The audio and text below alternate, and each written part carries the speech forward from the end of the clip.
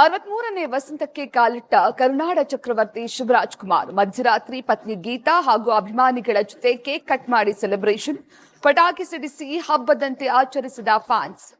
ಕಾಂಗ್ರೆಸ್ನಲ್ಲಿ ಕುರ್ಚಿ ಕುರುಕ್ಷೇತ್ರ, ದೆಹಲಿಯಿಂದ ಮರಳಿದ ಬಳಿಕ ತಂತ್ರಗಳು ಬದಲು. ಮೌನಾಗ್ನಿಯಾದ ಡಿಕೆಶಿಯಿಂದ ದೀಕ್ಷೆ ಮಾತು, ಕುತೂಹಲ ಮೂಡಿಸಿದ ಡಿಕೆಶಿ ಮುಂದಿನ ನಡೆ. ಅಧಿಕಾರ ಹಂಚಿಕೆಯ ಬಗ್ಗೆ ನಮಗೆ ಯಾವುದೇ ಗಾಬರಿ ಇಲ್ಲ. ಪಕ್ಷದ ಅಧ್ಯಕ್ಷನಾಗಿ ನಾನು ಮಾತನಾಡ್ತಿಲ್ಲ, ಎಲ್ಲ ಸಿಎಂರಿಂದಲೇ ಮಾತು.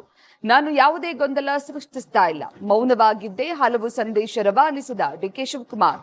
ಚಿನ್ನಸ್ವಾಮಿ ಕಾಲ್ತೊಳಿತ ಪ್ರಕರಣ ಸಂಬಂಧ ಮಹತ್ವದ ಬೆಳವಣಿಗೆ. ಜಸ್ಟಿಸ್ ಕುನ್ಹಾ ಆಯೋಗದಿಂದ ಸರ್ಕಾರಕ್ಕೆ ವರದಿ ಸಲ್ಲಿಕೆ.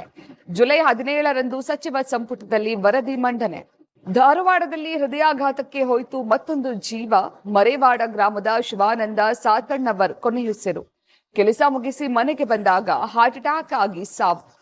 ತುಮಕೂರಿನಲ್ಲಿ ಕಾಲು ಜಾರಿ ಕೆರೆಗೆ ಬಿದ್ದು ಸಾಫ್ಟ್ವೇರ್ ಇಂಜಿನಿಯರ್ ಸಾವು. ಹಸುವಿನ ಮೈ ತೊಳೆಯಲು ಹೋಗಿದ್ದ 26 ವರ್ಷದ ಮನೋಜ್ ನೀರುಪಾಲು. ಮುಗಿಲು ಮುಟ್ಟಿದ ಕುಟುಂಬಸ್ಥರ ಆಕ್ರಂದನ. ಹಾಸ್ಯ ನಟ ಸಂಜು ಬಸಯ್ಯ ಪತ್ನಿಗೆ ಸೋಷಿಯಲ್ ಮೀಡಿಯಾದಲ್ಲಿ ಅಶ್ಲೀಲ ಮೆಸೇಜ್. ಮೊಬೈಲ್ ಪಡೆದ ಯುವಕನಿಗೆ ಆಕೆಯಂತೆ ನಟನ ಮೆಸೇಜ್. ಕಿರಾತಕನ ಟ್ರ್ಯಾಪ್ ಮಾಡಿ ಲಾಕ್ ಮಾಡಿದ್ದೆ ರೋಚಕ.